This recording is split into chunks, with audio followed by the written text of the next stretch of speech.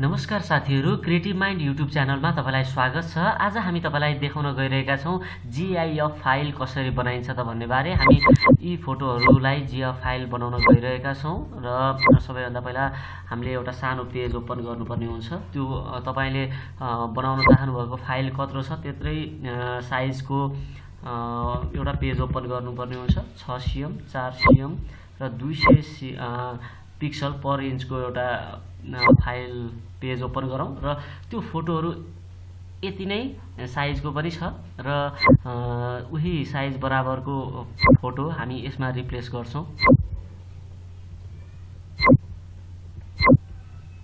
फेरि तपाईले कतिवटा फोटोलाई रिप्लेस गर्ने हो, कतिवटा फोटोलाई चलाउने हो, त्यतिवटा फोटोहरु यहाँ राख्न सक्नुहुन्छ। मैले भने अहिले 2 वटा मात्र तपाईलाई गरेर देखाएको छु र तपाईले यसै अनुसार अरु फोटोहरु पनि अपलोड गर्न सक्नुहुन्छ। अनि एनिमेसनमा जानु होला। एनिमेसनमा यहाँनिर एउटा बक्स आएको छ। बक्सलाई 2 वटा बनाउनु होला किनभने हामीले 2 वटा फाइललाई चलाउँदै छौं यति बेला।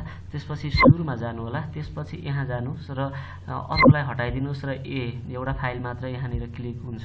त्यसपछि जानु होला। यसलाई कतिको दरमा त्यो फाइललाई चलाउने हो, हामीले 0.5 सेकेन्ड राखेको छु। अर्को फाइललाई क्लिक गर्नु होला, फेरि अर्को फाइल क्लिक गर्नु होला र यो फाइललाई डिलिट गरिदिनु होला।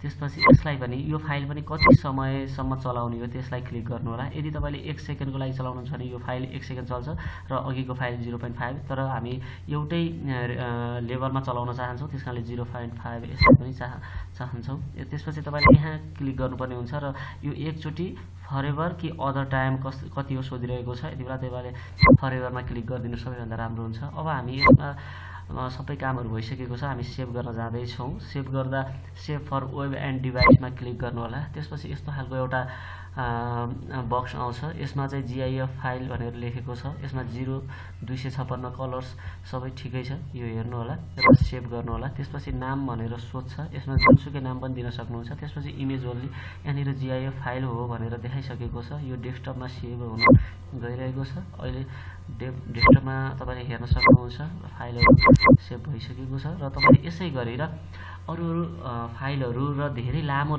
फाइलहरु धेरैवटा फाइलहरुलाई पनि यसरी नै तपाईले सेभ गर्न सक्नुहुन्छ। अहिले भने हामीले 2 वटा फाइललाई सेभ गरेर देखाएका हौं।